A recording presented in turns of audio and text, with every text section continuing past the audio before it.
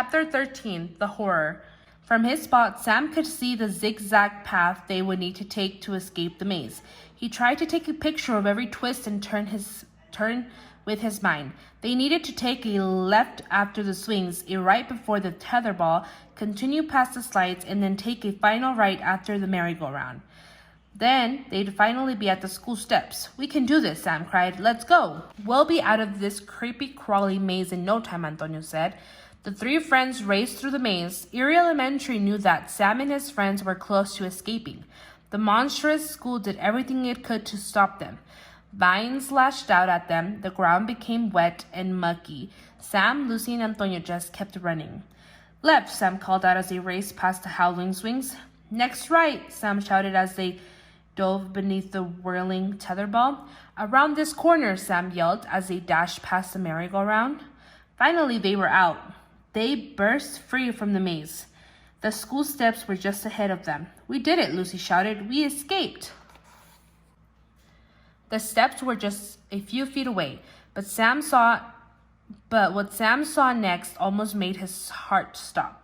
The entire jungle gym had come to life. The huge wooden and plastic structure was as tall as a house, and it was marching toward the school. Sam gulped. He had been right. Orson Eerie had led Sam and his friends into the swamp on purpose, to distract them from his real plan.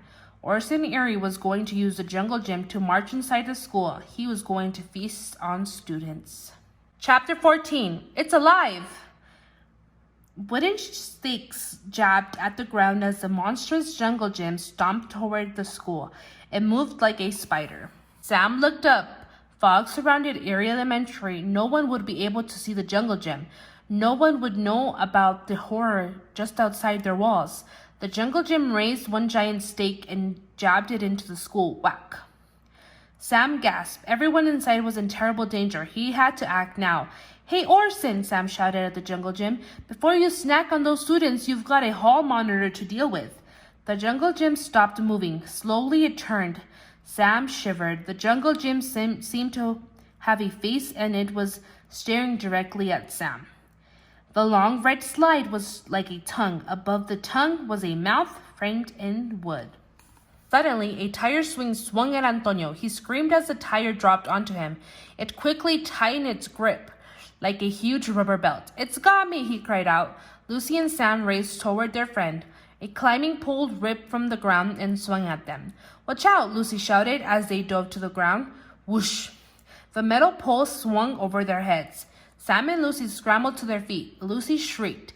The jungle gym's climbing net had gotten a hold of her. The net yanked her up in the air.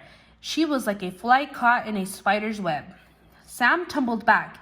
"This freaky jungle gym just grabbed both of my friends," he thought. "How will I stop this thing?"